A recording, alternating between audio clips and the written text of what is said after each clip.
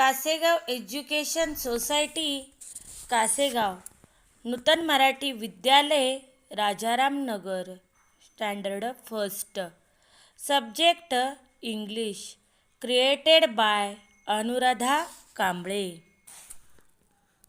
My English book 1, standard 1, page number 34 and 35.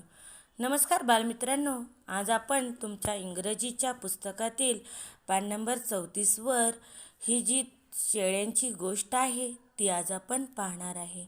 या गोष्टीचं नाव आहे 2 सिली गोट्स. आता ही पहिली गोष्ट आहे. 2 सिली गोट्स म्हणजे 2 मूर्ख शेळ्या. लिसन केअरफुली, काळजीपूर्वक ऐका आणि समजून घ्या. There were 2 goats. They were crossing a narrow bridge. 2 goats came face to face while crossing a bridge. 2 शेळ्या होत्या, त्या अरुंद पूल ओलांडत होत्या.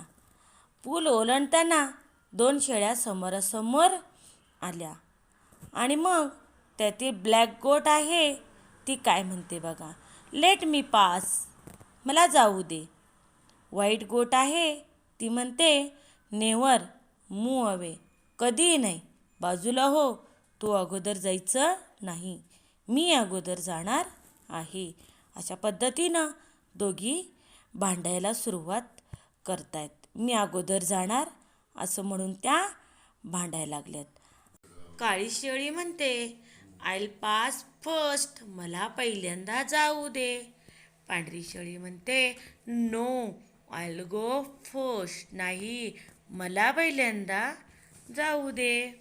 अशा प्रकारे दोघींची भांडणे सुरू झालेली आहेत. They started fighting and lost their balance. त्यांची जोरात भांडणे सुरू झाली आणि शेवटी त्यांचा तोल गेलेला आहे. पाण्याच्या प्रवाहामध्ये त्या पडलेल्या आहेत. They fell down into the stream. त्या पाण्याच्या प्रवाहामध्ये खाली पडलेले आहेत आणि या 2 मूर्ख शेळ्यांचा अशा प्रकारे शेवट झालेला आहे. मुलांनो, आता आपण दुसरी कथा पाहणार आहे. 2 wise goats, page number 35. 2 wise goats म्हणजे 2 शहाण्या शेळ्यांची ही गोष्ट आहे. Story time 2 listen carefully and enact. काळजीपूर्वक ऐका, समजून घ्या. 2 वाईज गोट्स म्हणजे 2 शहाण्या शेळ्या. There were 2 goats. They were crossing the same narrow bridge. आता ह्या 2 शेळ्या शहाण्या आहेत आणि त्या 2 शेळ्या होत्या, त्या तेच अरुंद पूल ओलांडत होत्या. काळी शेळी पांढऱ्या शेळीला म्हणते how can we pass the bridge. आपण पूल कसा पार करू शकतो. यावर पांढरी शेळी म्हणते let's make way for each other. चला आपण एकमेकींच्यासाठी मार्ग तयार करूया आणि मग हा पूल ओलांडूया. आणि मग ह्या 2 शहाण्या शेळ्या आहेत, त्यामुळं त्या कसा मार्ग करतात बघा. काळी शेळी म्हणते आय विल सिट डाऊन, मी खाली बसते. पांढरी शेळी म्हणते I will go over you, मी तुझ्यावरून जाईन. अशा पद्धतीनं एकमेकींना समजुतीनं घेतलेलं आहे. काळी शेळी खाली बसलेली आहे, पांढरी शेळी तिच्यावरून रस्ता पार करायला लागलेली आहे. बघा किती शहाण्या शेळ्या आहेत ह्या. Thus the 2 wise goats crossed the bridge. अशा प्रकारे 2 शहाण्या शेळ्यांनी पूल ओलांडलेला आहे. म्हणजे एकमेकींच्या मदतीनं एकमेकींना समजून घेऊन ह्या 2 शेळ्यांनी अरुंद पूल पार केलेला आहे. या 2 शेळ्या भांडत बसलेल्या नाहीत.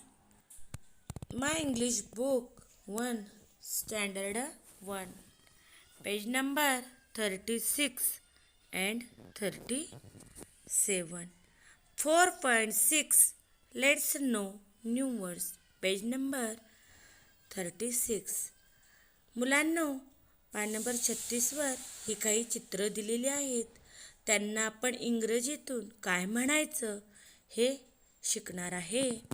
तुम्ही चित्रे पाहायचेत आणि म्हणायचं आहे. 1. Look, listen and learn. पहा, ऐका आणि शिका. चित्रे पाहायची आहेत. त्यांना इंग्रजीतून काय म्हणायचं ते तुम्ही सुद्धा म्हणायचं आहे. ॲन्ट, Apple, ॲक्स,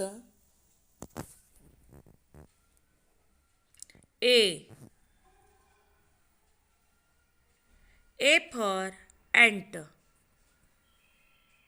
A for apple. A for X. Egg.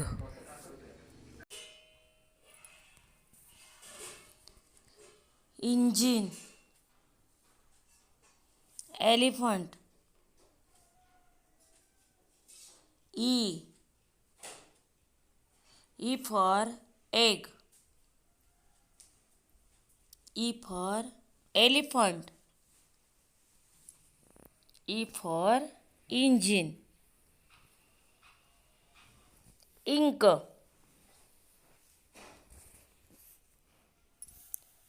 Insects. Injection. I. I for ink. I for insects. I for injection. Oil. Ox. Orange. O. O for oil. O for ox. O for orange. Umbrella.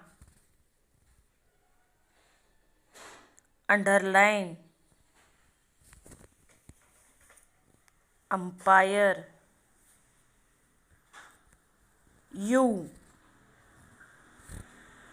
U for umbrella. U for underline. U for umpire. A, O, I, E, U ही अक्षर आहेत आणि ती तुम्ही गिरवायची आहेत. 4.7 odd man out. Page number 37.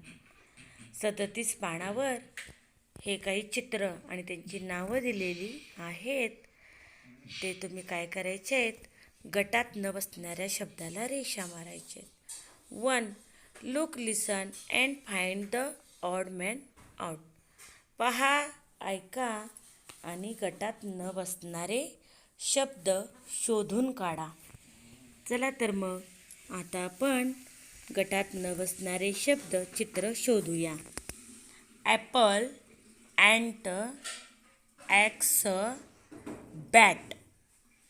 या गटामध्ये न बसणारा शब्द आहे bat. Egg, elephant, cat, engine. या गटामध्ये न बसणारा शब्द आहे cat. Oil, orange, cow, ox. या गटामध्ये न बसणारा शब्द आहे काव. काव या गटामध्ये बसत नाही.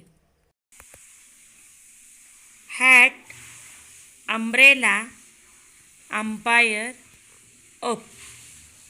या गटामध्ये न बसणारा शब्द आहे हॅट. हॅट हा या गटामध्ये बसत नाही. इंकपॉट, इंजेक्शन, इन्सेक्ट्स, डॉग या गटामध्ये न बसणारा शब्द आहे डॉग. डॉग हा शब्द या गटामध्ये बसत नाही. Okay student, see you.